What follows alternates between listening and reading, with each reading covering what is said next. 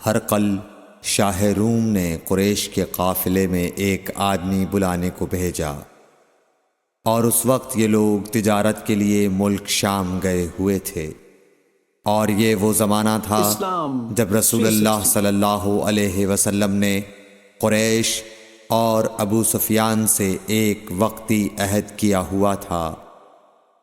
جب ابو سفیان اور دوسرے لوگ ہرقل کے پاس ایلیا پہنچے جہاں ہرقل نے دربار طلب کیا تھا، اس کے گرد روم کے بڑے بڑے لوگ، علماء، وزراء و امراء بیٹھے ہوئے تھے۔ ہرقل نے ان کو اور اپنے ترجمان کو بلوایا، پھر ان سے پوچھا کہ تم میں سے کون شخص مدعی رسالت کا زیادہ قریبی عزیز ہے؟ ابو سفیان کہتے ہیں کہ میں بول اٹھا کہ میں اس کا سب سے زیادہ قریبی رشتہ دار ہوں۔ یہ سن کر ہرقل نے حکم دیا کہ اس ابو سفیان کو میرے قریب لا کر بٹھاؤ اور اس کے ساتھیوں کو اس کی پیٹھ کے پیچھے بٹھا دو۔ پھر اپنے ترجمان سے کہا کہ ان لوگوں سے کہہ دو کہ میں ابو سفیان سے اس شخص یعنی محمد صلی اللہ علیہ وسلم کے حالات پوچھتا ہوں، اگر یہ مجھ سے کسی بات میں جھوٹ بول دے تو تم اس کا جھوٹ ظاہر کر دینا۔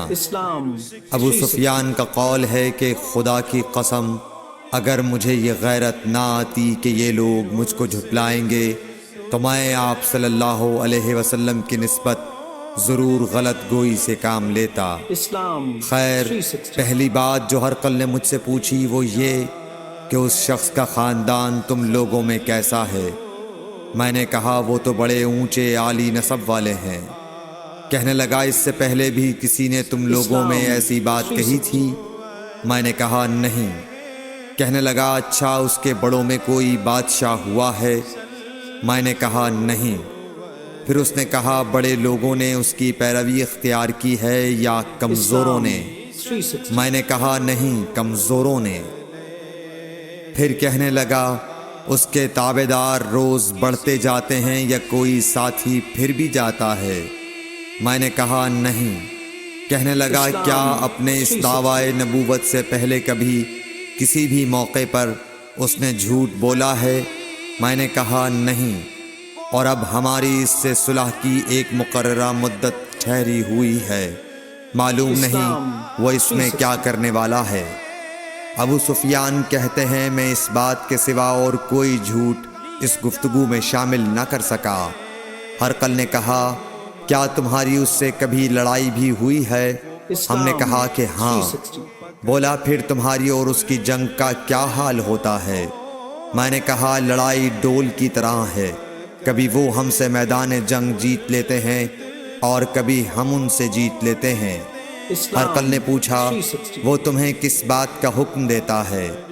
میں نے کہا وہ کہتا ہے کہ صرف ایک اللہ ہی کی عبادت کرو، اس کا کسی کو شریک نہ بناؤ، اور اپنے باپ دادا کی شرک کی باتیں چھوڑ دو، اور ہمیں نماز پڑھنے، سچ بولنے، پرہیزگاری اور صلہ رحمی کا حکم دیتا ہے۔ یہ سب سن کر پھر ہرقل نے اپنے ترجمان سے کہا کہ ابو سفیان سے کہہ دے کہ میں نے تم سے اس کا نسب پوچھا تو تم نے کہا کہ وہ ہم سے عالی نسب ہے، اور پیغمبر اپنی قوم میں عالی نسب ہی بھیجے جایا کرتے ہیں۔ میں نے تم سے پوچھا کہ دعوی نبوت کی یہ بات تمہارے اندر اس سے پہلے کسی اور نے بھی کہی تھی؟ تو تم نے جواب دیا کہ نہیں۔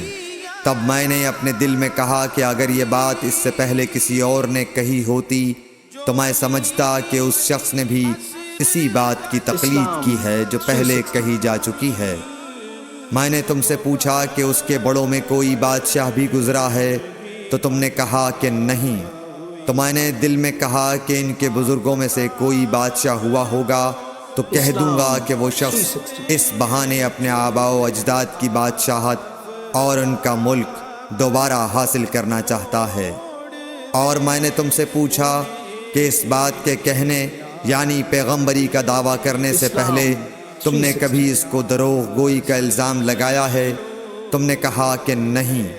تو میں نے سمجھ لیا کہ جو شخص آدمیوں کے ساتھ دروغ گوئی سے بچے وہ اللہ کے بارے میں کیسے جھوٹی بات کہہ سکتا ہے؟